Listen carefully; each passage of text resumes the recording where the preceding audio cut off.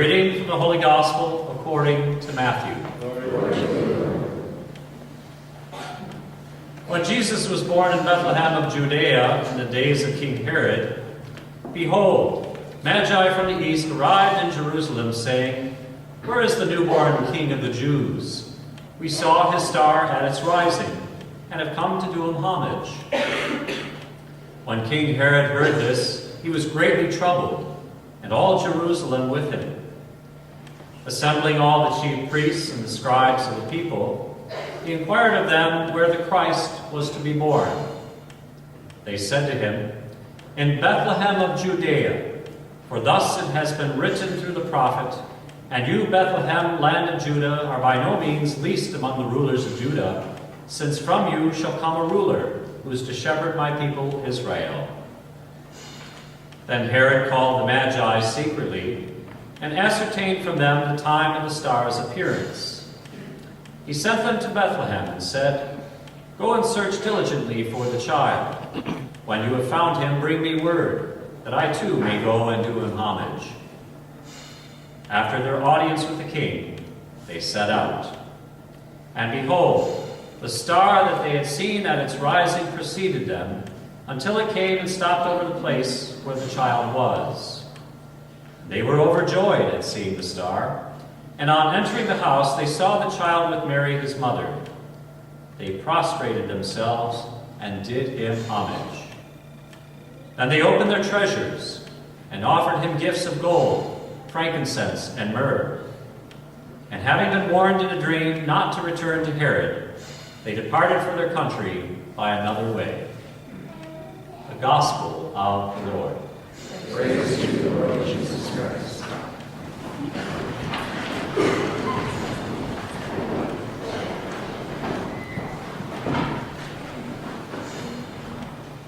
If you've ever had the pleasure of seeing or being part of a Christmas play over the years, you probably know that everything in the production may not go exactly according to plan. The results that happen are often a lot more entertaining, especially with little kids involved. I recall one such Christmas play at a church, something that really happened a few years back, with a 6-year-old boy by the name of Tommy, who played one of the Magi. Of course, the Magi were known for their wisdom, especially in studying the stars. Tommy was very excited about his role to play, although it was a brief one, and near the end of the play, he had only one line to say. So as time came to go out on the stage with the other Magi, they went up to Jesus, Mary, and Joseph, and he said, "Hello, we are the 3 wise men, and we bring you gold, frankincense,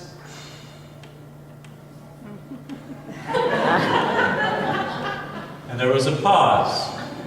And his uncle in the second row tried to prompt him by saying, "Myrrh, myrrh." And Tommy nodded at him, and he said his line over again. "Hello, we are the 3 wise men, and we bring you gold, frankincense, and mud." Well, the audience had a good laugh over his mistake, but Tommy actually revealed a nugget of wisdom without even realizing it. That God invites us to not only give the best of what we have, our golden talents, our money, our experience, our insights, but share the mud in our lives as well. Our problems, our doubts, our fears, our weaknesses, and yes, our failures. Normally, we do not like to look at those kinds of things in our lives, do we? We like to let people see only our good side, the good that we have and the good we can do, because we often believe that is the only way that people will like us or appreciate us or welcome us. We like to make things look nice and neat as possible, while kind of covering up the not-so-pretty aspects of who we are. It's kind of along the lines of what Isaiah said in that first reading today when he says, "See, darkness covers the earth, and thick clouds cover all the peoples." Now, we may figure that it's safer to keep all of our mud in the dark and not have to deal with it. And sometimes we may be afraid to work through the dirt and messiness of our failures and problems, opting to just ignore them or repress those things that we maybe really should be addressing or seek help on. And if we don't address them, well, we could actually do more harm to ourselves and other people in the future because of that.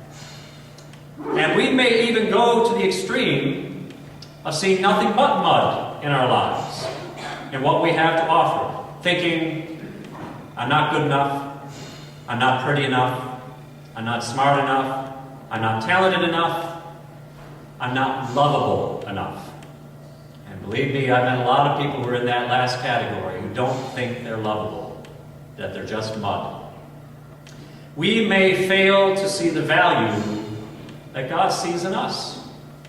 God's grace mixed into our muddy situations.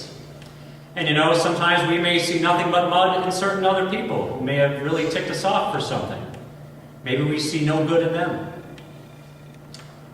Think well about what Isaiah said in the first reading. He says, upon you the Lord shines, and over you appears his glory.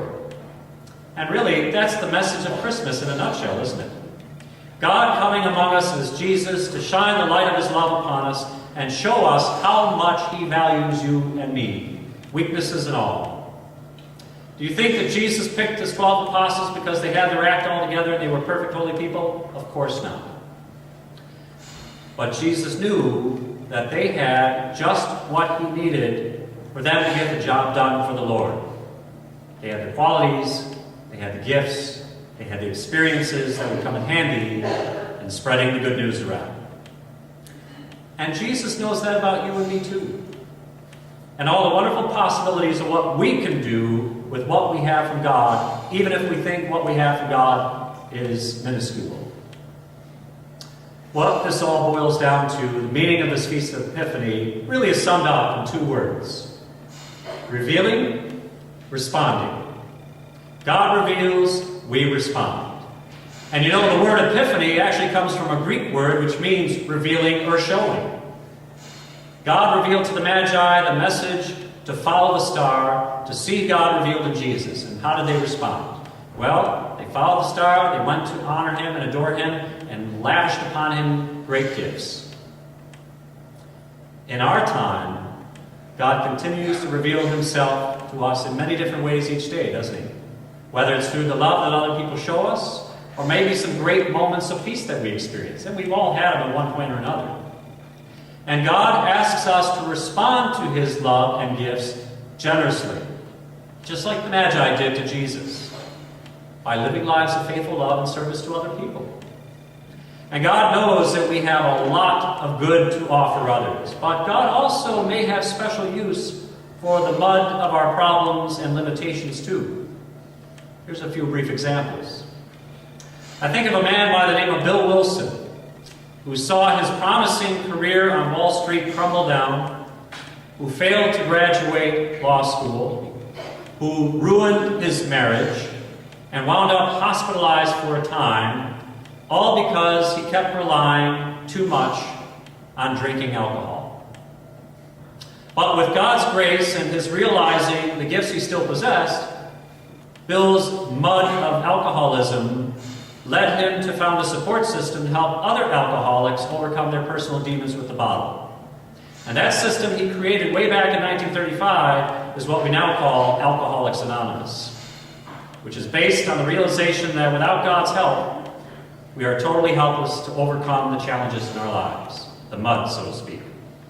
And Bill allowed God to transform all his personal failures and tragedies into golden opportunities to help countless people who are looking for the light of God's merciful love and understanding to break into their darkness. I also think of a beautiful actress of many years named Jennifer O'Neill, who many years ago had an abortion. And the pain and sadness of that experience, she said, tore her life apart until she was willing to face it for what it was and sought the help and support that she needed to heal.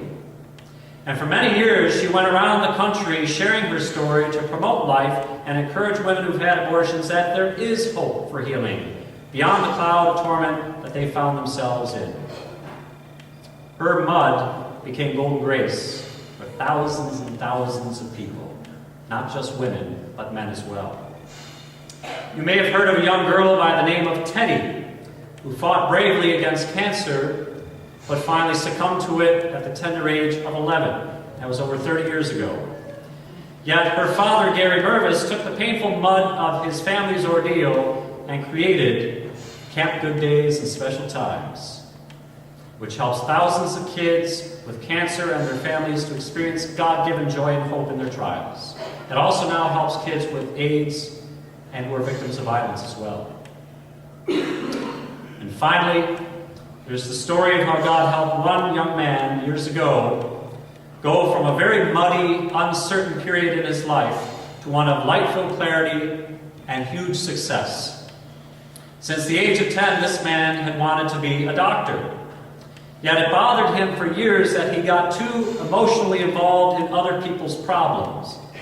And while he was a junior in college, taking pre-med at New York University, he was walking along the street one day when all of a sudden, a man in front of him dropped from a heart attack. And this young pre-med student gave the man mouth-to-mouth resuscitation, gave him a heart massage, but this man died right there in his arms. And he knew right then and there he was never going to make it as a doctor. It was too much for him. And his future was suddenly all muddy, totally hard to see where he was going in life. And in leaving his medical studies behind, the young man spent a long time working through that traumatic moment, taking a closer look at who he was and what he was called to do in life. And that tragic incident ended up helping this young student find his real calling, another healing profession, so to speak, for which he is better suited, the healing gift of music. He became one of the greatest singer-songwriters in history, writing million-selling classics such as I'm a Believer, that the Monkees made famous, Cracklin' Rosie, Sweet Caroline. He is Neil Diamond. All of these people had gifts to offer. Not gold, frankincense, or myrrh, but the gift of their lives, mud and all, for the benefit of other people. God does not just want part of us, the good side. He wants all of us, mud and all. And that, my friends, is the kind of gift that our Lord asks us to give to Him. The only way that we can ever hope to make the most of the gifts that God has given us is to do what the Magi did. Follow the light of Jesus. For someday that light will bring us all home to total peace, total joy, total love with God forever.